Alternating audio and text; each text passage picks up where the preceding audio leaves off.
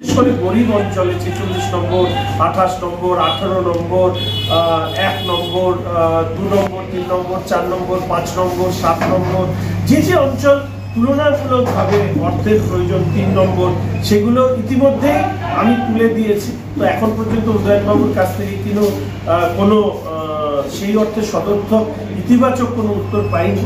আমি মেয়র সাহেবের কাছেও একইভাবে অনুরোধ করতে চাই যে ওখানে তো এনবিডিটির টাকা দিয়ে করার বিষয়, আর এখানে আমি নিজেই বিধায়ক উন্নয়ন তহবিলের টাকা শিলিগুড়ি মিউনিসিপাল কর্পোরেশনের সাথে আলোচনা সাপেক্ষে ডিএম এর কাছে চিঠি দিয়ে সেই অ্যাপ্রুভাল নিয়ে যাতে কর্পোরেশন কাজ করে সেটা আমি চাই। এর সাথে একটি বিষয় বারবার করে আমি বলেছি যে একটা রাজনৈতিক বাধা বা প্রশাসনিক বাধা আছে। আজকে আপনাদেরকে সেই বাধার জায়গাটা উদাহরণ দিয়ে আমি আপনাদেরকে বলতে চাই। ধরুন আমি একটি mini high mast light Vivekananda road ward number ৭ সেখানে ৩ লক্ষ টাকা জন্য আমি বরাদ্দ করেছিলাম। সেটা হচ্ছে ২/৭/২০২৪ ২/৭/২০২৪ আর আজকে প্রায় ১ বছর অতিক্রান্ত হয়ে গিয়েছে, এখন পর্যন্ত কোনো কাজ হয়নি। উদাহরণটা আমি দিলাম এই কারণে যে এই উদাহরণটা দিলে বুঝতে পারবেন যে কিভাবে আমার কাজকে ফেলে রাখা হয়। আমার বেশিরভাগ কাজ করে হচ্ছে এসজে দিয়ে, আর হচ্ছে আমার বেশিরভাগ কাজ হয় এসএমসির মাধ্যমে। এখন আমি আরেকটা উদাহরণ দিচ্ছি। আমি ইসিজি মেশিন রথখোলা ওয়েলফেয়ারের জন্য অর্থ বরাদ্দ করেছিলাম 18/10/2023। এখন পর্যন্ত সেটা হচ্ছে অ্যাপ্রুভাল এসছে, কিন্তু এখন পর্যন্ত সেটা সম্পন্ন হয়নি। এবার আপনি চলে আসুন।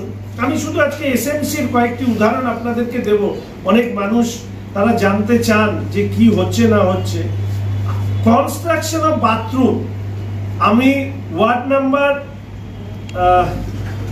২৮-এর জন্য আমি ওখানে গিয়েছিলাম। সেখানে মহিলাদের স্নান করবার অসুবিধে, তাদের জল ইদারাগুলো কুয়োগুলো খারাপ হয়ে গিয়েছে, সেই জন্য আমি সেখানে টাকা বরাদ্দ করেছিলাম ৪/৮/২০২৪ ৪/৮/২০২৪। এটা চলছে 2025-এর ৭ মানে জুলাই মাস। এখন পর্যন্ত সেই কাজ ভেটেড এস্টিমেট ওয়ার্ক প্রসেস মানে এখন পর্যন্ত সেই কাজ হয়নি। এরকম যদি আমি ধরতে থাকি তাহলে আপনি অবাক হয়ে যাবেন। ৫/১/২০২৫ mini high mast light BR colony approval দেওয়া আছে, এখন পর্যন্ত সেই কাজ হয়নি। ১৬/৩/২০২৫ ওয়ার্ড নাম্বার ২৬ গোশালাতে সেখানে ঠিক একইভাবে হাইমাস লাইট সেই কাজ এখনো ধরেনি। এরকম ভাবে একটার পর একটা উদাহরণ আমি আপনাদেরকে দিতে পারি। লাস্টেও আমরা অনেকগুলো পাঠিয়েছি। পঞ্চানন কলোনি সেখানে ওয়ার্ড নাম্বার ১-এ, মেঘনাথ শাহতে ওয়ার্ড নাম্বার ২-এ, SP Mukherjee road ward number ৯, Ramakrishna Sarani ward number ৪৬, Narmada Bagan main road ward number ৪৬, Pokai Jot ward number ৪৬, Ashram road ward number ২, Lohapatti ward number ৩, Prabodhnagar road ward number ৪৭। এরকম আমি অসংখ্য কাজ আমাদের হয় এসজে দিয়ে নয় শিলিগুড়ি মিউনিসিপাল কর্পোরেশনে পাঠানো সত্ত্বেও দীর্ঘদিন ধরে ফেলে রাখা হয়। টেন্ডার হয় না, ভেটিং এস্টিমেট যখন ডিএম চান সেটাকে পাঠানো হয় না। আমার বক্তব্য একটাই, বিধায়ক উন্নয়ন তহবিলের টাকা শিলিগুড়ি শহরের উন্নয়নের জন্য যিনি বিধায়ক হবেন না কেন তার জন্য এটা বরাদ্দ থাকে। তিনি পলিসি করেন, এক্সিকিউট করেন সরকারি অথরিটি, এসজেডিএ এসএমসি মতন অথরিটিরা।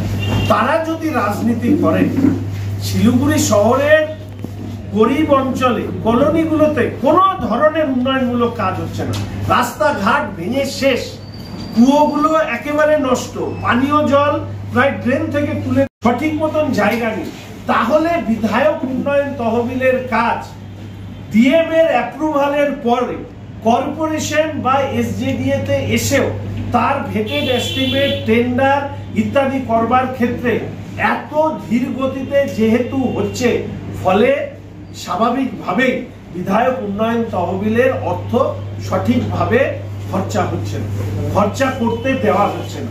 আমি মাননীয় মেয়র সাহেব, মাননীয় এসজেডি এর নতুন চেয়ারম্যান যিনি হয়েছেন তাদের প্রত্যেকের কাছে অনুরোধ, তারা সময় দিন।